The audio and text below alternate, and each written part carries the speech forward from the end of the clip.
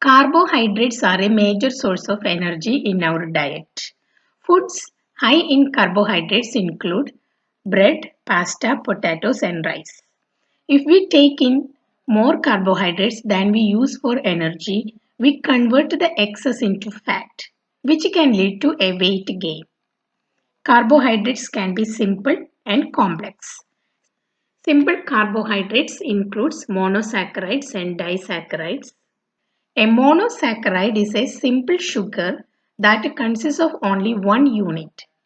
They serve as the building blocks for more complex carbohydrate forms.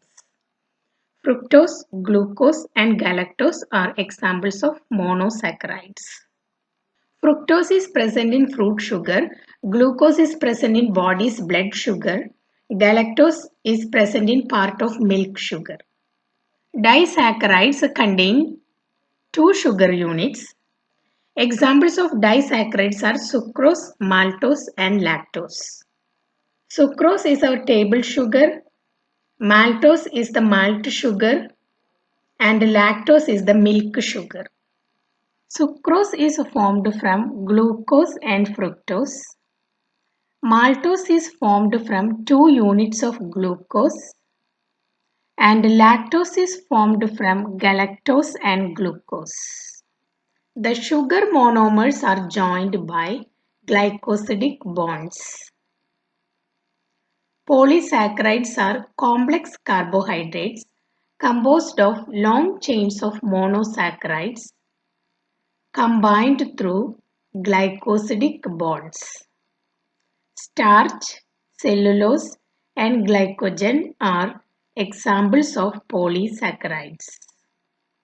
Starch is the most important source of carbohydrates in human diet. Starch is a large polymer of glucose subunits and is the storage form of glucose in plants. There are two types of starch, amylose and amylopectin. Amylose is a long, unbranched chain of glucose subunits. Amylopectin has a branched structure.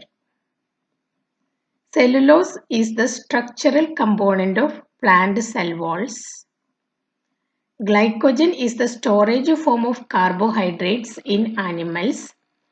It is a polymer of glucose molecule and it is similar to amylopectin but even more branched.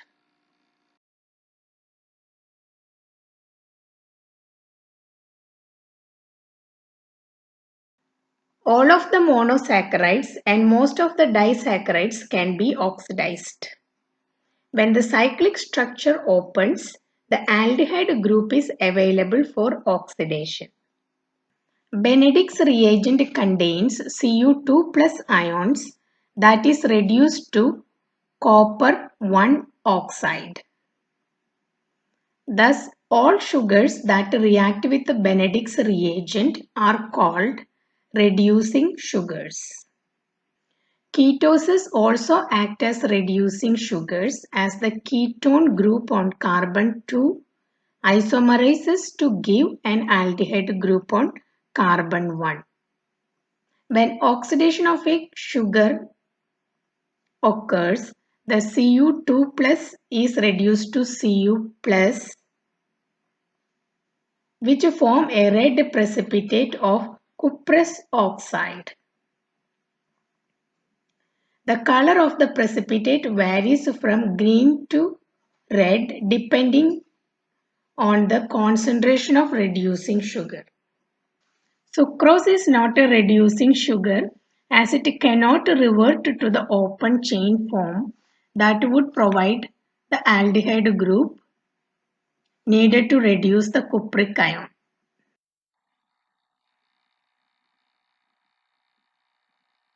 For Benedict's test, we use 2% sugar solutions along with the 4 unknown solutions. Place 10 drops of solutions of glucose, fructose, lactose, starch and unknown solutions into separate test tubes.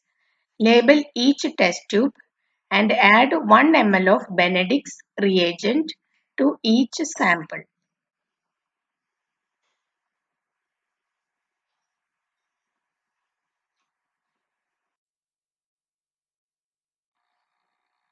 Place the test tubes in a boiling water bath for 3 to 4 minutes. The formation of a green to reddish orange color indicates the presence of a reducing sugar. If the solution is the same color as the Benedict's reagent, there has been no reaction. Sucrose, starch, and unknown A did not react with the Benedict's reagent.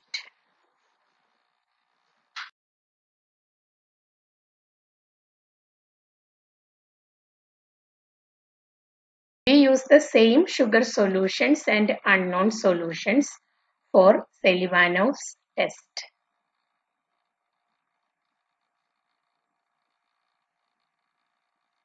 Selivanov's test is used to distinguish between hexoses with a ketone group and hexoses that are aldehydes.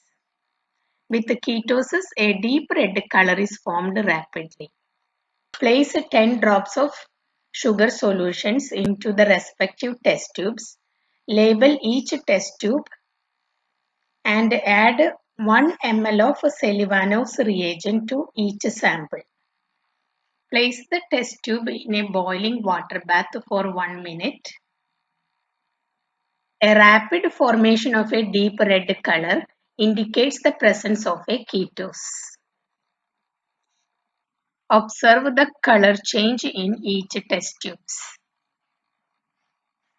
The test is most sensitive for fructose, a ketose. With ketose, a deep red color is formed rapidly. Aldoses give a light pink color that takes a longer time to develop.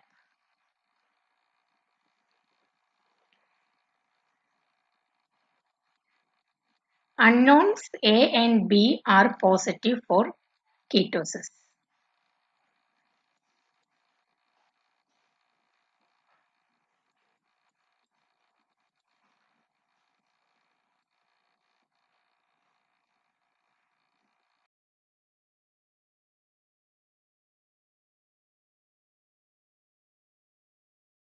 We use the same sets of sugar solutions and the unknown solutions to do the iodine test for polysaccharides.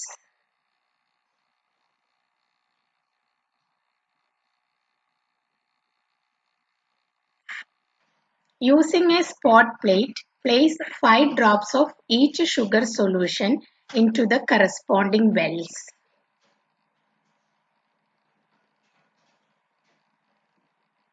After adding the sugar solutions and the unknown solutions, add 1 drop of iodine solution to each sample.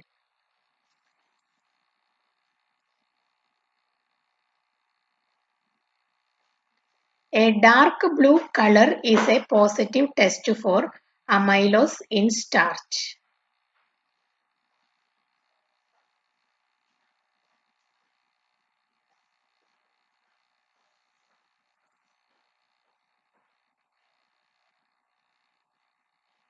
Only starch added well, you get a positive result for iodine.